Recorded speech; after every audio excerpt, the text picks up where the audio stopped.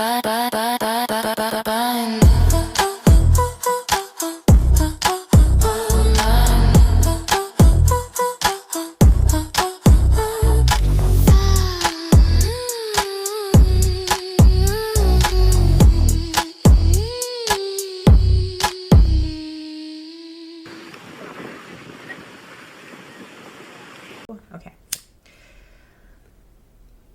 All right.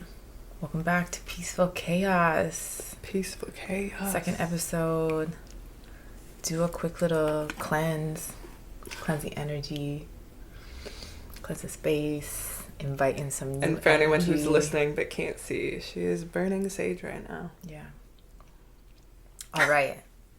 Let's not waste time. Let's get right into it. Mm-hmm. So, you know, Sis and I, we had a couple topics that we had put aside for these podcasts. And I came here today and I was like, I want to run it off the dome.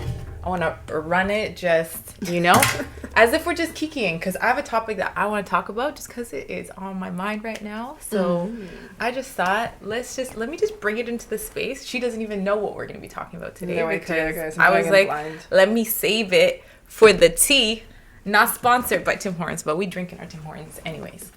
But I want to talk about, let's talk about sex, baby. Oh, let's okay. talk about sex, baby. That's a spicy one. I know. Episode 2. And she's like, let's talk I know. about sex. Listen, Okay. how this came up is because I am horny AF.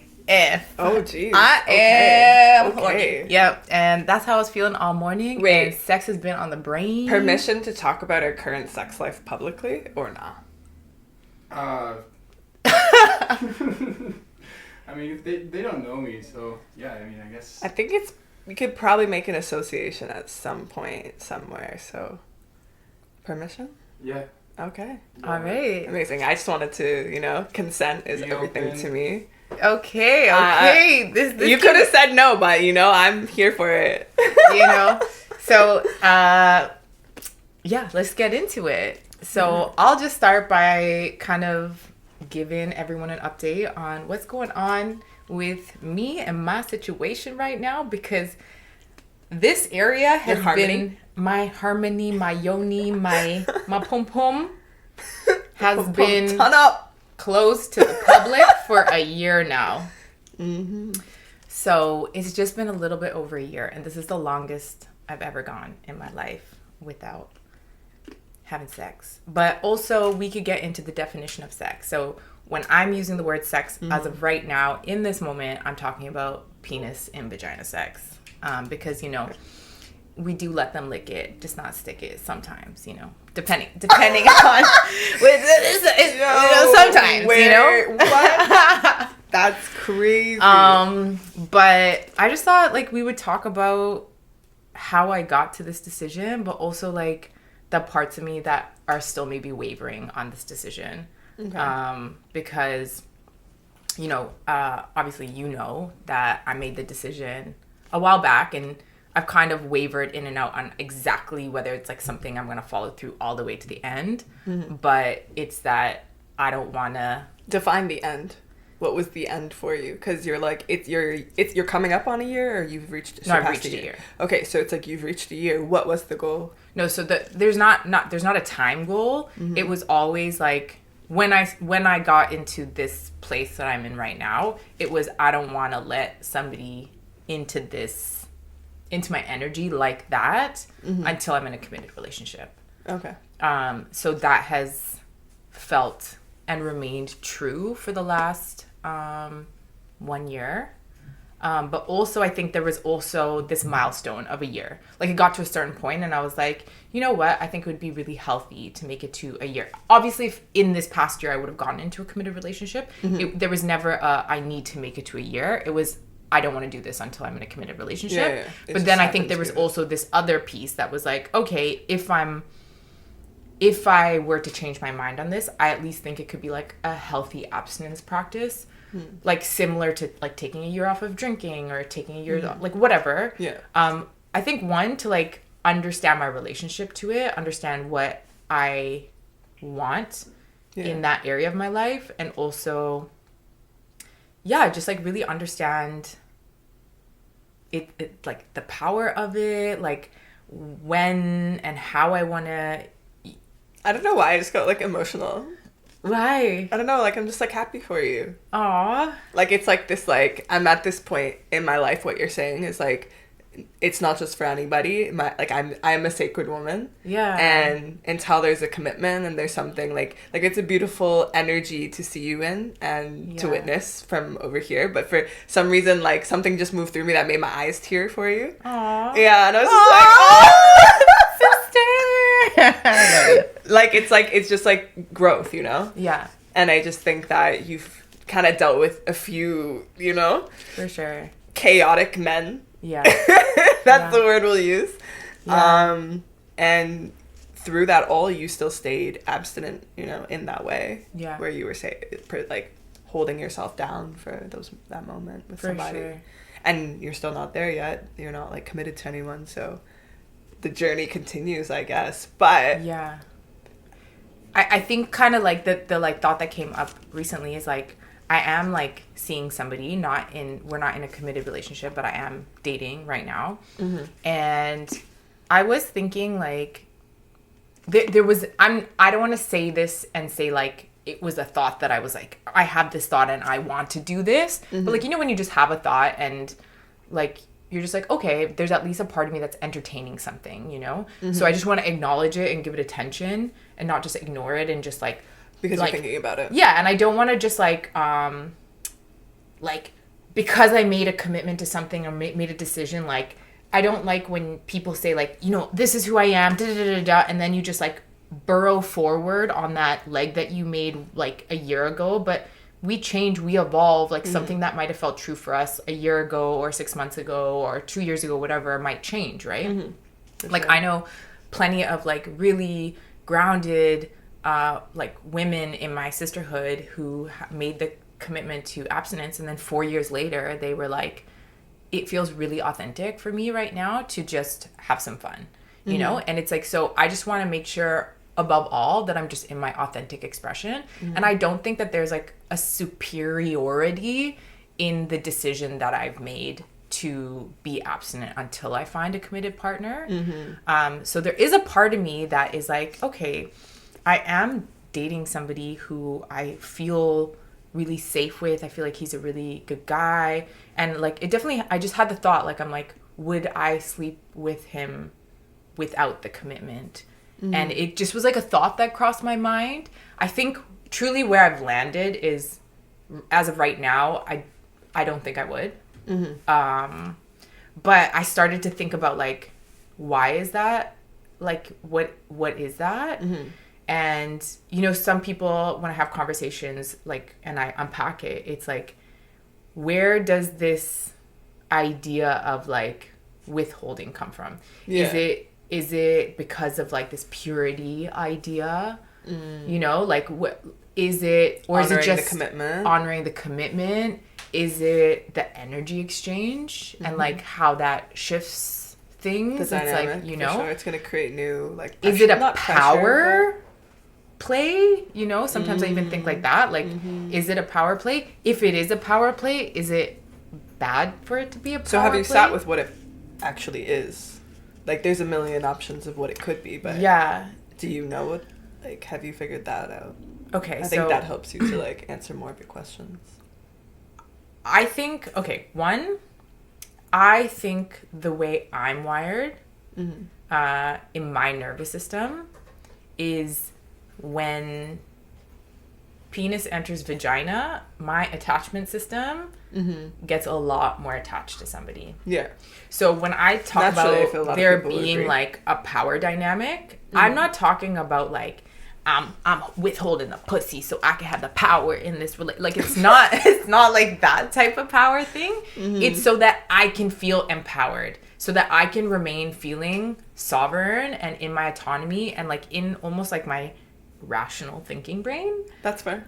Because sometimes, you know, it's like, I don't want to say I become irrational, but when you become more attached, I feel like we start... I have a similar... I 100% relate to you, and similarly for me, because I'm more I can be intimate without attachment.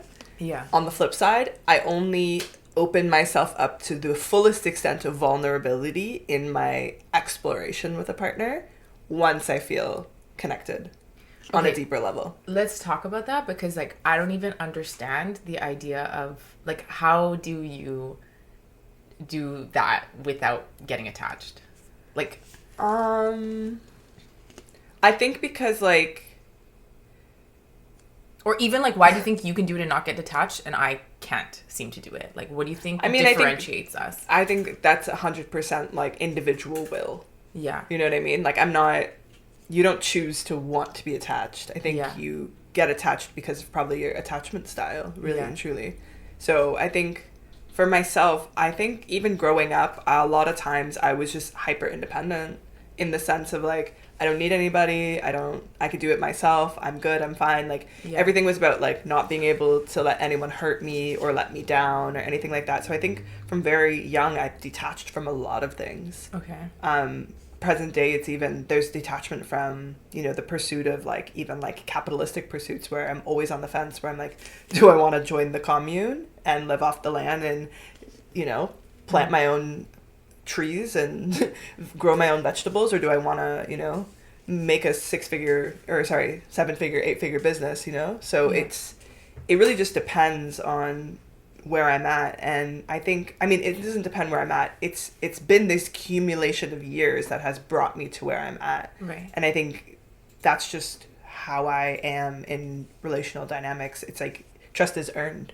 I think for some people it's given. It's weird in a friend. If I identify somebody immediately like, oh, this person's my friend. Yeah. Like I am the most nuanced person you will ever meet, because I am both in the belief of knowing that treat everybody the way you want to be treated. So it's like, I don't want to make anyone feel like they need to earn anything from me. It's really like, I'm going to give you the benefit of the doubt until trust is broken. But in relational dynamics, I think expectations, even if they're like subliminal, you like want a person to show up a certain type of way.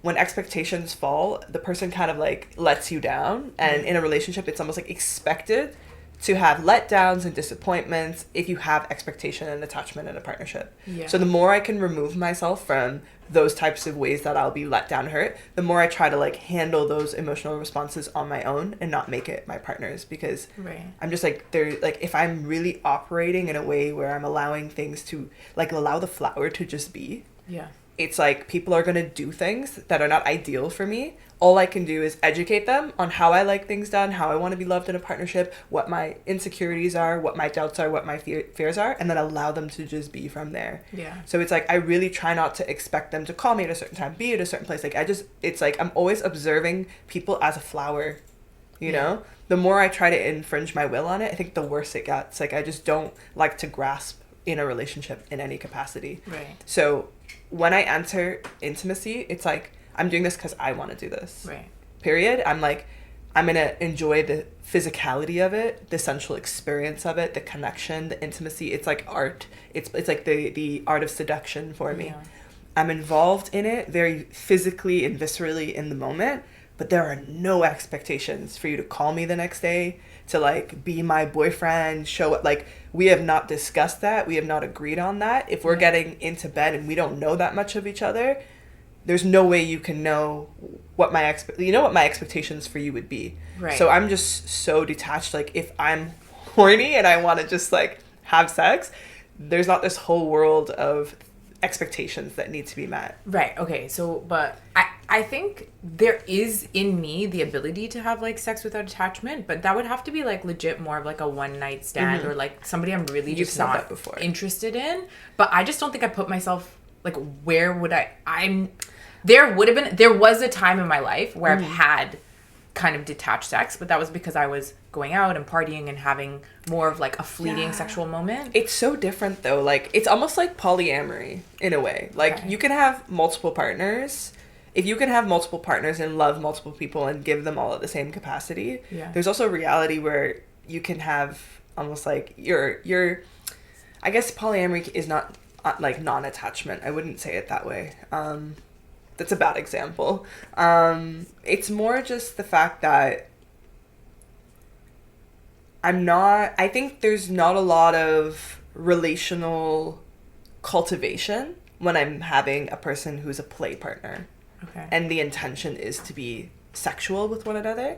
There's not a lot of like going for dinner dates or like, you know, like hanging out and like, you know, having this whole like friendship outside of it. Right. Do you know what I'm saying? Like it's more like we're sneaky links. We're meeting in the late nights. Yeah. We might chat, have a little bit of like after talk for a bit, and it doesn't necessarily need to be like sexy talk. Right. Sometimes we're just getting to know each other in a way, but it's so much more like a work acquaintance who you also have sex with. Yeah. I'm not in the business of trying to involve myself deeply and romantically in this situation. Yeah, and it's really easy to like compartmentalize it in that way. I'm not gonna lie, like I had, like to some people this might sound a little cringy, but it's like, I know. What I was just about to say, what I was just thinking was like, I just realized like, I think part of it is like, right now, like I don't want to fuck, like I want to make love. Yeah. So it's like I can't, especially after a year of make abstinence. love. You know, I think maybe actually that's like the perfect way to describe what was different in the times where I was able to have casual sex, where I can't now. It's because like I'm just not looking to fuck right now. You know, and if I was, then maybe that would be something that I'd be able to go look for. And as a disclaimer, I'm only seeing one person and have been only sleeping with one person, but there is a reality when I'm single, I don't need to form attachment with every single person that I'm able to experience intimacy with, you know? Like I only choose to go all the way there when trust is earned. But at the same time, I want to believe that like I'm not really keeping score either. You know, I'm allowing people to show up as they are, but if in them showing up, the frequency and the alignment is so good, we'll probably take it to the next step and become even more vulnerable and even more intimate, because there's just, it's like I see you, you see me, and we get shit, you know? Whereas with other people, I'm just like, nah, like we're not the same, but like, you know, the body looks good, the face looks good, like you look good, I look good, there's tension, there's chemistry, there's attraction, but who knows to what extent that will be even explored, right? All of it is energetic, like if you feel to go there or not, right? Yeah, I'm actually just thinking, because there's been obviously in the last year, like I said, it's not like I've been a non-sexual being and not let that, like it's not like my panties haven't come off, you know. And I'm just thinking of like the couple situations that I've been in where it's like we were close, like it was there. Had I not been like, I'm not doing this, like this, like set that tone from the beginning, like it was like, okay, let's play around with everything but this. I mean, I have a few other rules. My basically my abstinence rules, let's just tell everyone everything. My abstinence rules right now is that I ain't sucking on nobody, and no penis in my vagina. But if you want, no pressure, you can lick it, but you can't So it's stick like it. No sexual interaction, no penetration, and you are not pleasuring. Sounds like you're not giving out pleasure. But I think I am. I'm like, I've given men pleasure in other ways, just not oral. I think oral's just so intimate to me. Fair. I think I actually almost would say oral is more intimate than penis and vagina intercourse. Like me giving oral, it just feels very sacred or like intimate. It is. Where I'm just like, if I'm not, like, if I already have the thing that I'm like, until I'm in a committed relationship, I'm not allowing anyone in here. It kind of feels like I feel the same way about you know, oral. But what I was gonna say is, I just had an intrusive thought. Okay, go. Do you think condoms ground you from somebody's energy? Whoa. Because it's rubber. Like, would you like protect you from it? Yeah. Like not just STDs, but also like energy movement because it's rubber. Or do you think frequency penetrates the rubber? No, I think, honestly, I'm not, no. But for real, I think that there's probably I think energy penetrates everything, of course. Okay. Like, I don't think that, throwing on a condom, like, I'm not doing any energy exchange here. What There's about no way. a full latex bodysuit? Yo, that's crazy. And the condom? That's crazy. No. But I do think, because, okay. Now we're just gonna go a little on a couple tangents because you're not giving me intrusive thoughts. I'm sorry. Is that Okay. intrusive thought? Yo, I learned two things recently.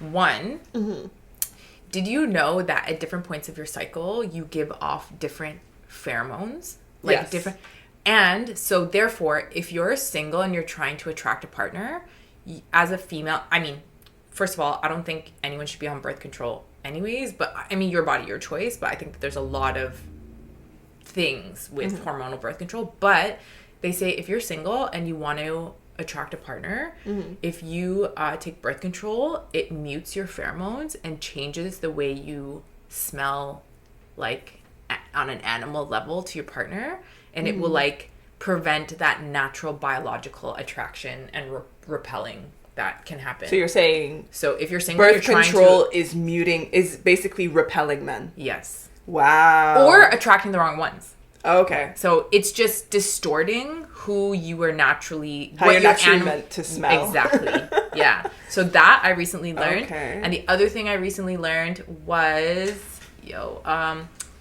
okay, somebody said to me, like, at some point in a relationship, you should start letting your partner nut in you. Because... I know. Unless hear you me want to out. make a baby. No, without making a baby, like track your cycle, like, Okay. you know, if you're doing it, tracking your cycle, obviously with somebody who you're thinking about having a baby, like, obviously it's starting to get into some risky territory. Practice safe sex. But allowing your partner's, like, semen inside of you, it also allows your bodies to, like, your DNAs to interact with each other, and you could start to repel, like, having his seed inside of you. Oh, you know if your body likes it or not. Your animal body will start to either be like, I want him more, or I want him less. That is so real. Do you know why? Because there are some people who, I swear on my life, I have such a sensitive coochie. Yeah. For the longest time, I didn't know that latex affected me. So condoms were messing me up, like, chronically. When I first started ever having sex, I thought sex was the demon. I thought I was getting cursed for having sex. Like, there was just... The harmony was not harmonizing. It was messed up for months, like 6 months when I first started didn't know sex. that you felt like you were being punished for having sex. Oh my god, it was so bad. Oh shit. And eventually I figured it out that it was the condoms, because I was in LA and they put a latex bullet on my face. Yeah. And my whole half the face up to here broke out in hives. Oh shit. And I was like, ooh, I'm very allergic to latex. Damn. And then from there I was like, what else is latex? And started thinking about all the things, eyelash glue, all my eyelids react because of anything with latex I can't do. So anytime there's prosthetic actor auditions, I'm like, it's not me. I'm never gonna be an alien or some kind of creature with something coming out of my face, because I can't do prosthetics unless they're latex free. Where was I going with that? Me and my tangent getting lost. You thought you were... Oh, so my harmony. Right. I was like, what is going on down there? And I think that with certain men, just their microbiome, their skin, like, because pre-cum's a thing too. And I think every time you start to go steady with certain guys, like a boyfriend, sometimes arguably, I mean, this is not by any means any kind of advice, and nobody should listen or practice what I do. But when you start practicing the pull-out method with a long-term partner that's likely your boyfriend, it's like, certain people's microbiome will mess my coochie up. Yeah. All of a sudden, I'm getting BV or, like, things like that, like yeast. I'm like, bro, my body does not like your body. Yeah. And certain people, never. We can go months, nothing, no issues. My coochie's good, my harmony's good, my body likes their body.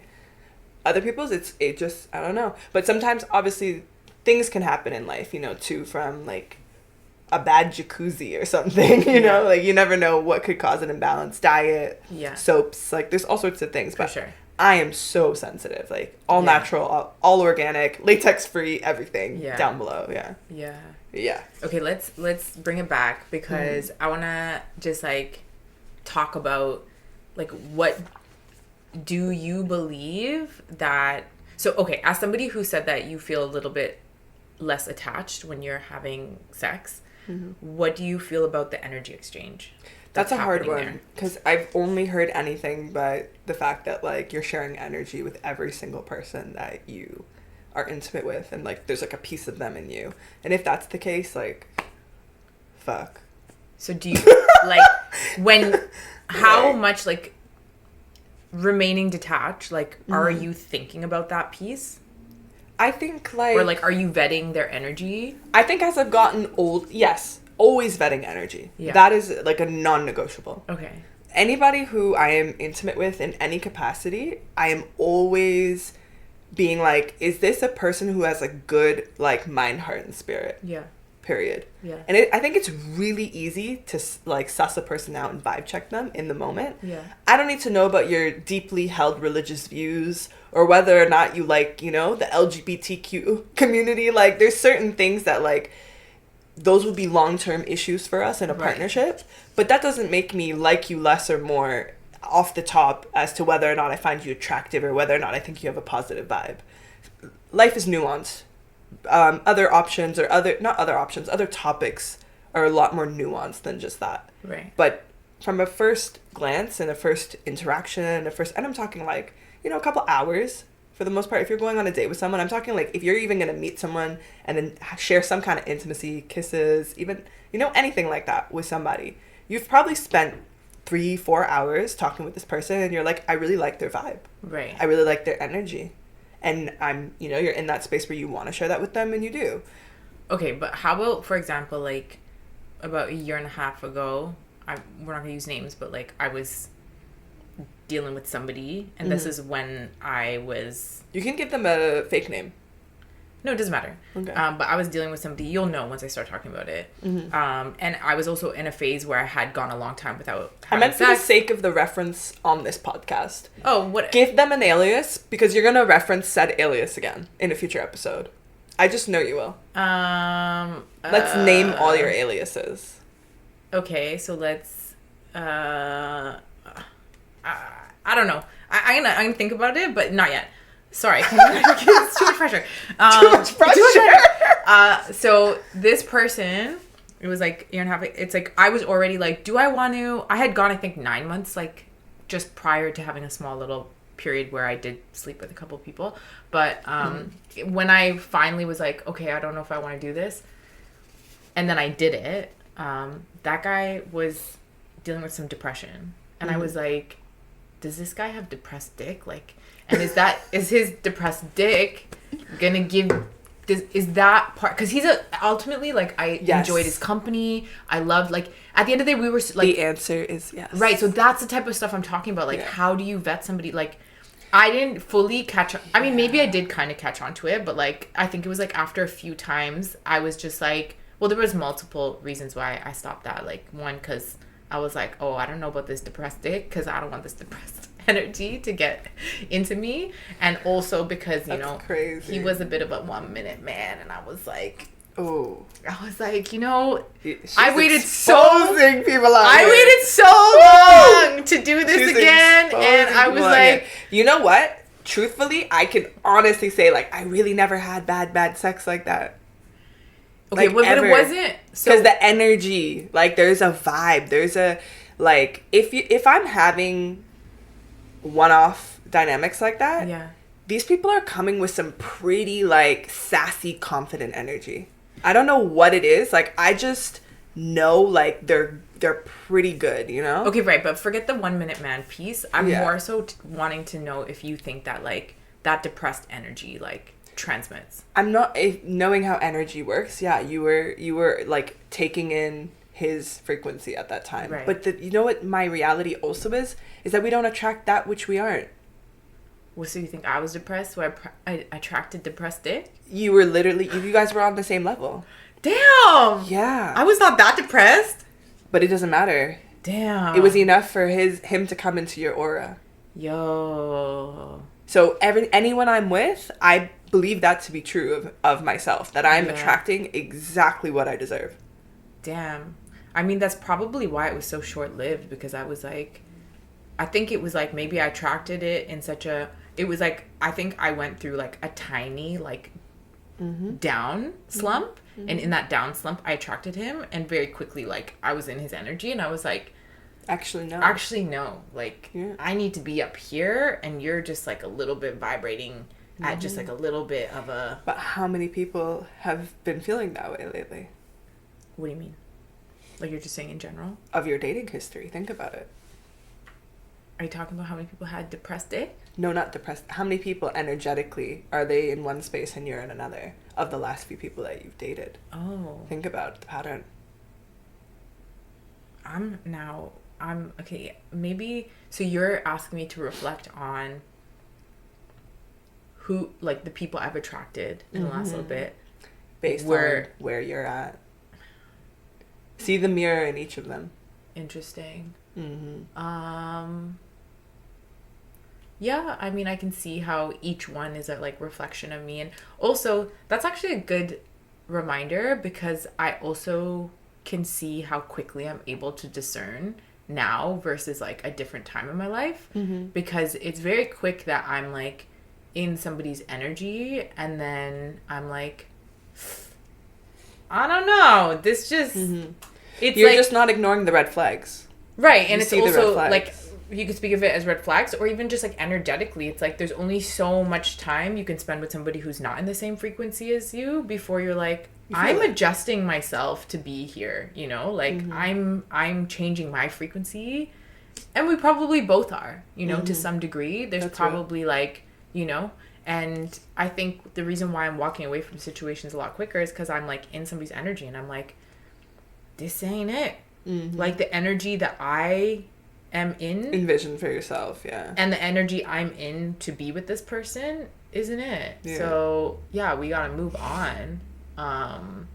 And to that point, also the idea of like the energy exchange that happens during intercourse, I do think that that ability to move on quicker is why I'm not doing the whole penis and vagina thing right now. Yeah, to give yourself the ability to move on. It's quicker, really to help me discern. Yeah. That's what it is. That's, you know what? That is what it is. It's like I am so in an intentional space of looking for a partner right now, like a life partner, that it's like I choose not to waste time not being able to discern. And what makes my discernment the like sharpest is to just not engage in that way. Yeah. Yeah. So it's like ultimately it just feels like it's really helping my process right now of getting to where I am trying to go and to meet the person I'm trying to meet. Yeah. I love that for you. Yeah. Yeah. But yeah, to speak to it, the energy component on my end, I don't really...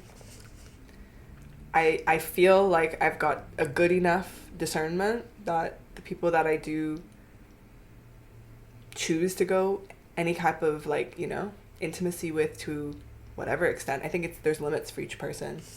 Oh, I was just thinking about the idea of like inviting somebody's energy into your energy. Yeah. So then I guess like, I'm just going to take it there. If you're a couple and you're inviting in a third, you're inviting that person into your couple's energy. Yeah. You're inviting it into your individual energy. And then you as a couple, your union has an energy. Yeah. So you're inviting energy into that union because the union itself has its own And for energy. Me, that comes down to the language you use. Yeah. Your like, you know, beliefs and values when you speak on anything. Like it's like, I don't want to call myself judgmental, but I am like a scanning bot almost, just like scanning everything. Yeah. Like, are you confident? Are you what's the word? Like self-critical, but that's not the word I'm looking for.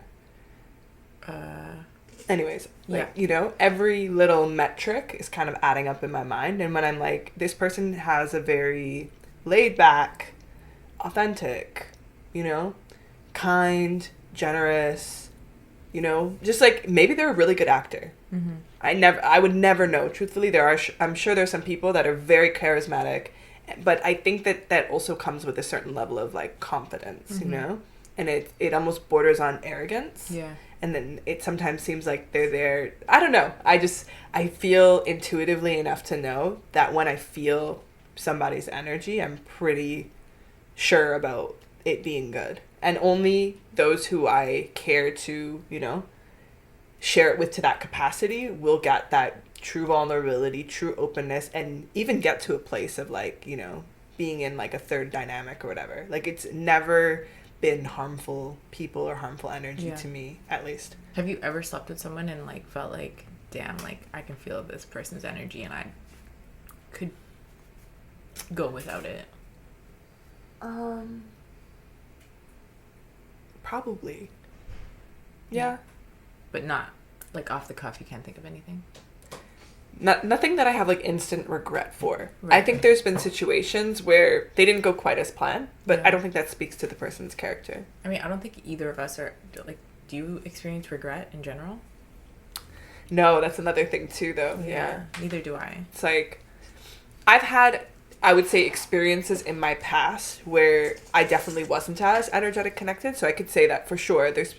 I'm sure I've engaged in, you know, intimacy with the wrong type of person that has probably, you know, impacted my energy poorly. But on average, I would say the people that I feel like they're really genuine, honest, kind, nice people. Yeah. Yeah. Like all my memories of having... Sorry, just to interrupt real quick. Yeah. Whoever I'm attracting, I want to also assume that they're kind of energetically on my level too. Right. You know what I mean? I'm not the type of person who's like doing harmful, you know, terrible things to people, you know, sexually or in reality. So yeah. I just, if I believe that I'm matching frequencies and only people who are like aligned with me in that way would be able to even come into my aura, then I have to believe that the work I've done and how I present myself and the frequency I sit in is just bringing in people who are matched, you know? Right. I don't think I'm attracting I mean, also, do you know what I mean? Right. But like, I don't think in life, I don't think we just, when they say this, like this idea of that we attract, the relationships we attract are a mirror. Yeah. I don't think that they're a mirror always of like, this person is showing me exactly who they're the exact thing that I am. It could be that you attracted them to show you what you're not. It could be that you attracted them because you needed to learn a lesson. Sometimes you attract something that isn't it, but reason you feel it and it's like, oh, I still attracted that and I know that I needed to attract that because I needed to learn that thing or see that thing because I didn't see it in myself. Yeah. That's the whole idea of like a mirror, right? It's like you're looking back at yourself. It's like, oh, I had a blind spot. I didn't see that thing in myself. And it's like, now that I had that interaction with that person, it's either like you see something that brings out a side of you or you see something in them that you're like, ooh, and you're like, oh, that's mine too, you know? Yeah. Because like even when you're saying, ask me to just do that exercise of reflecting back on like the people I've attracted, I can honestly say in the last other than, let's call him Texas number one, that's the only and even that person, like I reflected back to me so many great things, like taught me so many positive things, but there were definitely some elements where I was just like, oh, this is highlighting some things in me, and also like why am I allowing like this type of energy into my life? But it was because he opened up things of showing me things that I desired that I had never received before. So there was like a really positive newness to it that showed me something like, wow, this feels really good. And I think it's why I tolerated things that were like, that I probably wouldn't have tolerated prior. So it wasn't even a bad experience because it opened me up on both sides and mirrored back to me two things on both sides. It mirrored but to me. But that's two different, like, there's positives and negatives balancing each other out. Right. But I feel like if you were to look at the frequency he sits on, because what he was able to provide was a lot of 3D, worldly dimensional consistency where you don't have it. Yeah. So it's like he had things that you didn't have and you had things that he didn't have. To me, it's almost like y'all are still equals. Right. For sure. You know what I mean? But aren't we all? That's my point. Like, it's like we're literally matching. Like, if somebody's at a certain place in life, they're going to hear me talk and be like, she's not it. Yeah. No offense, but like, you made a joke that was a bit self-deprecating. That's the word I was looking for earlier. Yeah. But, you know, it's like, oh, she makes little self-deprecating jokes. Like, a person that I would be intimate with or drawn to would never hold herself in that regard. Do you know what I mean? Yeah, yeah. Like, your essence, everything of who you are oozes, like, whether you, even just your stature. Do you work out or do you not? Right. Are you lazy or are you motivated? Yeah. You know, your success. Are you lazy or are you motivated? Are you innovative? Are you not? You know what I mean? Like, we stand in our truth very, like, viscerally and visually. You can just see people, see all their inadequacies, their strengths, their weaknesses. You don't need to fish a lot. Yeah. But after an hour or two of talking to someone, they'll tell you a lot of what you need to know. Right. And this is what I'm saying. If I'm, like, willing to lay with you, I've established enough of, like, there's a lot here. I don't know if it crosses all the dots, like, the nuance of values and whether or not we want kids or not, or da-da-da-da. But, you know, for the most part, it's like I'm getting a good vibe of your self-worth and, you know, I don't know. Yeah, yeah. It's like I feel you energetically, and it feels good and it feels aligned to share this type of energy. Yeah. Like, other people give off to me a detached, very sexual vibe as well. Yeah. And I understand, and by what they're saying is, it's like, I don't have time for the lovey-dovey shit. Mm-hmm. I'm not going to text you. I'm not going to call you. I hope that's okay. I don't want to set up expectations that I can't follow through. I'm not looking for a girlfriend right now. And I'm like, amazing. Yeah, yeah, yeah. You know exactly what you want. Yeah. This is what my interests, like, we're talking already. I'm getting, you know, like, it takes a certain type of person to say that, because someone else is gonna be like, oh, I don't want her to think that I just want to use her for sex or whatever. Nah, you know, and I know what we're doing here. Yeah. It's just, like, doesn't need to be discussed. Yeah. Like, it is discussed in the way we execute ourselves in our existence. You know what I mean? Like, it's so deep. It's so deep that it's hard to even bring words to it and language to it. But it's like, I'm not just seeing you, I'm hearing you, I'm feeling you. Right. You know?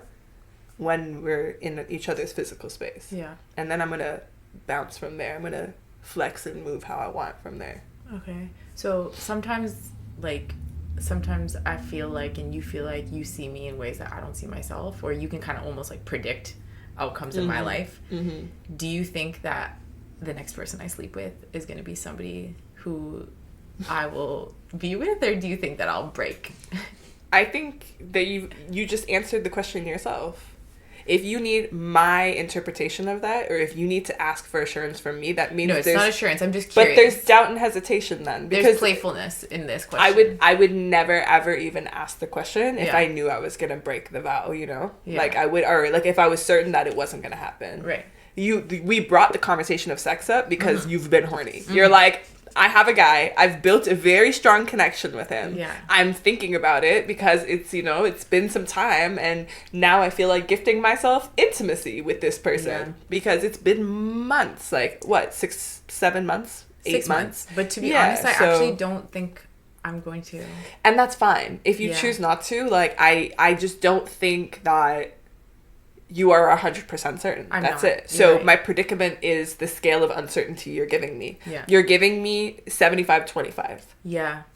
That's fair. That's what I'm feeling energetically. That's what I'm feeling too. Yeah, like 75-25, maybe 70-30, but I don't even think it's 60-40. Like, I think you're more leaning towards that than yes. Yeah. Based on the data I've collected, how you're speaking, you know, like asking me this. It's like, imagine I'm like, what are the odds that you think I'm going to drink again? Yeah. What do you think about me drinking again? What are the odds that I think you're going to drink again? Yeah.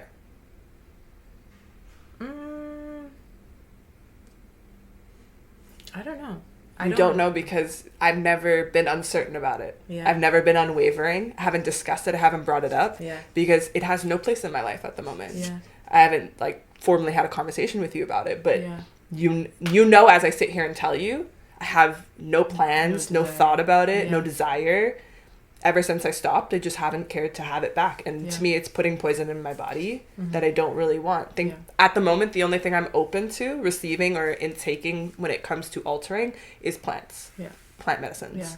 That's it. I'm not really feeling for anything else toxic in my body. I'm in a really, like, healthy place when it comes to what I'm consuming, or I'm in a really deep awareness of what I'm consuming.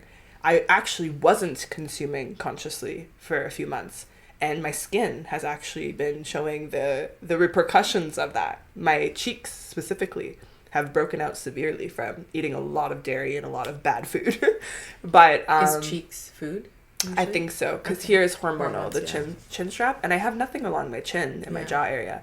It's all my cheeks. So I think it's the foods I'm eating. Right. Which I've been, like I said, I've been eating like crap, absolute crap. But then I'm also like always consuming vegan recipes, and I have a lot of gurus that I follow talking about healthy food and how food is detoxifying the body and parasite cleanse and all this. So it's like I'm just there eating like crap, and I'm seeing don't eat like crap. I think what happens with you is you eat so well and your body's so sensitive that you get yourself to such a clean environment that it doesn't take much to set it off. Because I don't think That's real. eat like I don't. Yeah. Like, I feel like you're selling yourself so short. Okay, you fair. really don't eat like crap. You but lately, well. lately, honestly, I have not. Like, I'm talking like late night ordering like 6 vegan pastries and slapping them all back. Okay. Yeah, sis. Like, you've been saying my booty looks good? Yeah. That's why. Okay. Like, I've been baking. Okay. But at least I've been baking with like oat flour and dark chocolate. You know, like I try to do, you know, like sweet potato brownies, things like that. But still, sugar. Right. Sugar. I need to cut back on my sugar craving. That's what's going on lately. Okay. To be honest, it's mostly sugar. Yeah. But I've also been eating like a lot of carb dense stuff, like just like a lot of like sandwiches and you know, like even ramen. Like I've actually been eating like shit. Okay. Like, don't give me the credit, please. Okay. I'm in a phase where I want to get clean again with my diet because it reflects in my skin. Right now, I'm not content with what my skin looks like. Okay. If I got booked on something tomorrow, I would be self-conscious about the state of my skin currently. Yeah. And I know it's not that bad, but for me, I'm so used to having glowing skin and very like non-problematic skin because I eat so well all the time. So in this little time, I've just been indulging. I was in a little space of, I want some sweets and I want things, but it for me, it comes like, it's a rarity, honestly. Yeah. Like this is not a phase I cyclically go through where I'm desiring a bunch of junk food. I don't know why I was. I mean, actually, I know why I was, but that's some tea that's not for the audience. Yeah. Maybe one day. Yeah. But at the moment, I know why. Okay. I've been building bad habits since January. Okay. And that's why. True. And he's gonna be like, why? Okay. All right. One day. I mean, let's just bring it back to the original topic and maybe wrap it, and then we can start on our next. What are we at for time? On the next episode. 47 minutes. I think that we can just bring it back to sex, close it up, and then. Okay. Close it up. Let's do a little bit more. A little bit more on the topic. Yeah. Do we want to talk about any experiences or like anything that's kind of juicy for the very end? I think you're probably a little bit more juicy right now than I am. Ooh.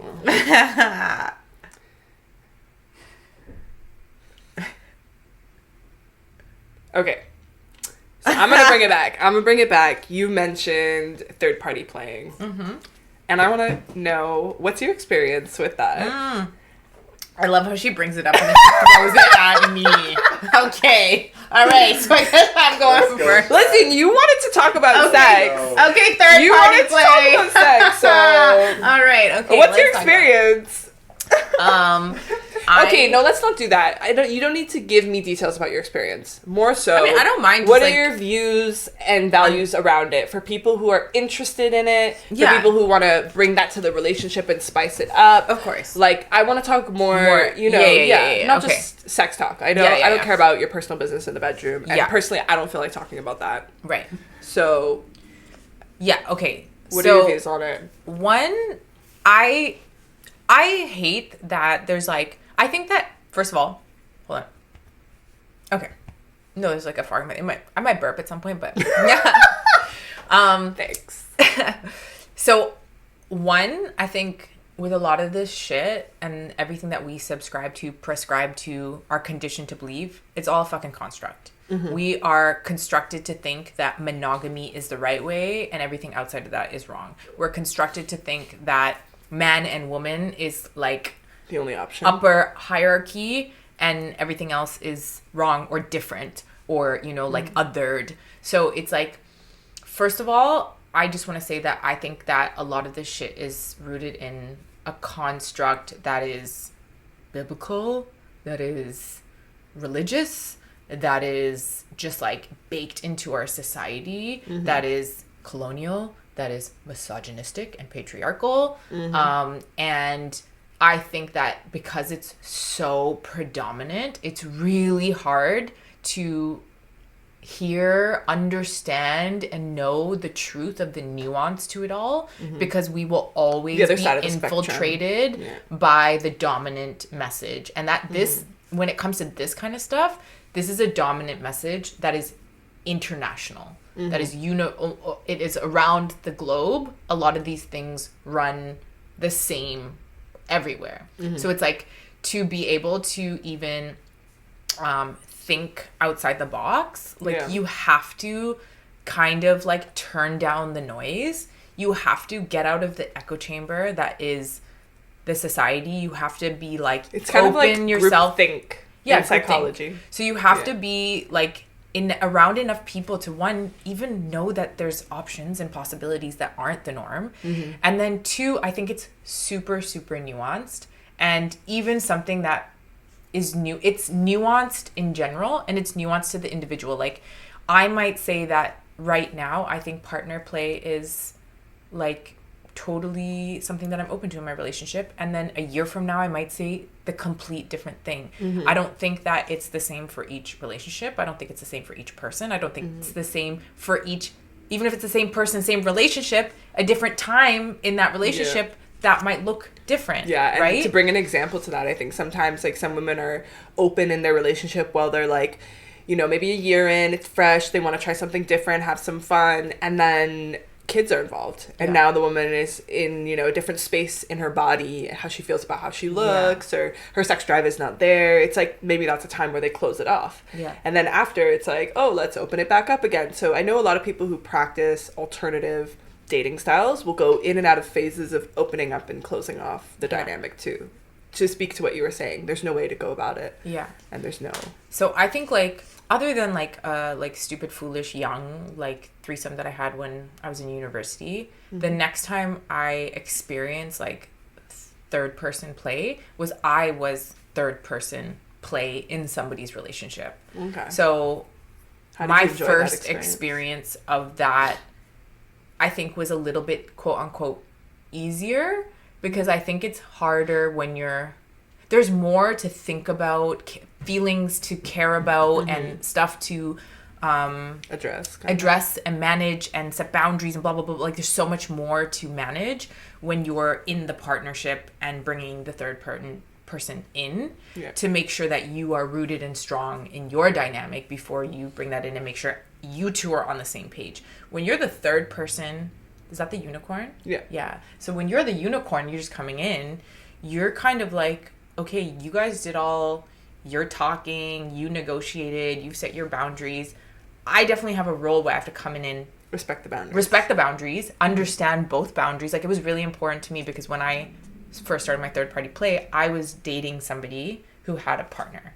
So it was really important to me that I not just understood and like took into consideration the person I was dating, their like whatever. Boundaries, it was also really important that I also understood what her partner was comfortable with as well, because I would never want, like, it was never gonna be my intention or like to do anything other than come as far or as close as I'm allowed. Yeah. You know, like, I'm not here to step on anyone's toes. I'm not here to compete with anyone. Like, I understand that this is like your dynamic, and that like I'm being invited in, and I'm happy to like talk about what feels good for you guys, and then to be honest, like, my situation was a little bit different, because like, to be honest, I didn't even really want a relationship with, like, it wasn't like I was really into the 3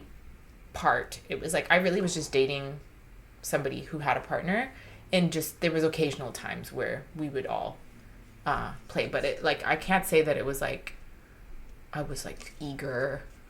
It just kind of happened naturally, I guess, just the nature of like the way things were. I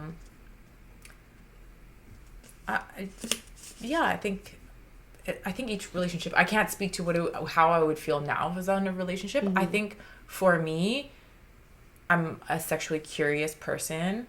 I also think something that we share is like we both are bisexual, pansexual, whatever, on the spectrum of like liking men, women, and in between. Humans.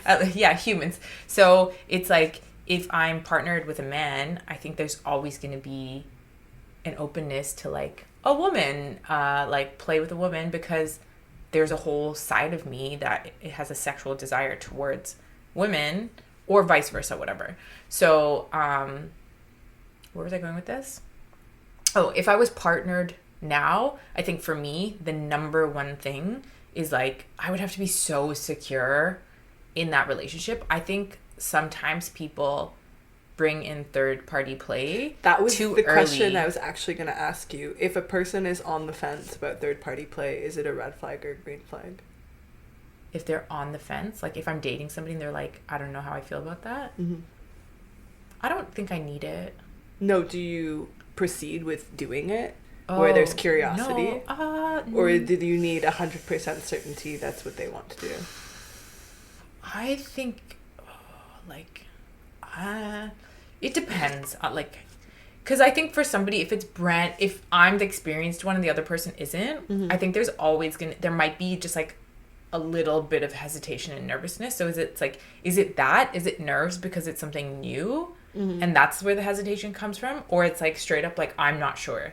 Like, and if that I'm not sure because I don't know how this is going to affect us, or like that feels like there's something unstable in the foundation here that it's a little bit different than like, oh, I'm a little bit nervous, I'm not sure about this, like that feels like I'm scared to get on this roller coaster, you know? So it's like it depends, versus like I'm not sure about the structure of this roller coaster, I'm scared to get on, versus like, oh, I've never been on a roller coaster, like I'm nervous, you know? So it's like, which one is it? Like you have fear around the structure of the roller coaster, so you're scared to get on because you think it might break, or you're scared to ride the roller coaster because you've never been on a roller coaster and you know that they're scary but fun.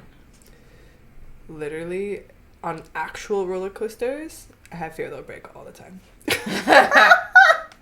I don't trust those. I mean, I don't trust them at those like pop-up things, but I trust them at like Canada's Wonderland. That's crazy. I'm like, I'm good. How do you feel about it? Into like what capacity? What do you mean? In terms of like bringing third party play into a relationship, like. Yeah, I'm 100% for that if it's consensual amongst both of us. Yeah. As somebody who likes play, like, do you think you could be with a partner who's like closed, like just like not open-minded at all? If they're like, I don't want to ever do this, I don't want to ever do this, I would never do this, I would never do this, and like they're just not open to anything, they're like, I want you, only you, and nothing else. Yeah, I think I could, because if I'm choosing to be in a relationship with someone that is a monogamist, let's say, and they're not down to have a third party play, they think a relationship is sacred, it should just be the union of two, they don't want any other outside energies, entities, whatever, penetrating the union, then for sure I'm okay with that, because it's a decision. And if I'm deciding to take that route with someone because I love them so much, that's a contract that we will decide amongst one another, and I will obey the contract. Like, I just think that anything I say, I stand on. Word is bond with me. So if I say, I don't need that, that's not what I want, I think desire can creep up, but my desire is never greater than my ability to, I would say, be loyal, to be, unwavering in that way in a partnership. So I would probably bring it up in the future if the desire was lingering and it was becoming like fueled, but I really feel that for the most part, I just would need to fuel that desire into something else and almost get rid of it. Yeah. People like to judge what they don't know, right? So I think it's like where I like to be cautious just in general is like when we start to look at people's relationships and we have no idea what the hell's going on inside anyone else's relationship, and like think that they must be going through something because they've invited, that must be someone's unsatisfied. Yeah, somebody's unsatisfied. It's like there's so many stories that created, and there's also this like I mean, to be honest, I think for time's sake, we should wrap this, but I think a whole other discussion is monogamy, polyamory, because I think we've both traveled through that realm and have landed in places, but it's like, even that, it's like, there's a lot of conversation in the spiritual community that like monogamy is like this sacred like vessel, and I think, I don't know, there's like some spiritual people who are like polyamory is so it's like which one like, you know, not attachment and blah, blah, like, so I don't know, and both truths are real, and that's the thing, that's so why I say nuanced. we can't judge, because like this is like always like where it comes back to me to being like, it's like the second you are judging me, you, anyone, it's like you're playing God.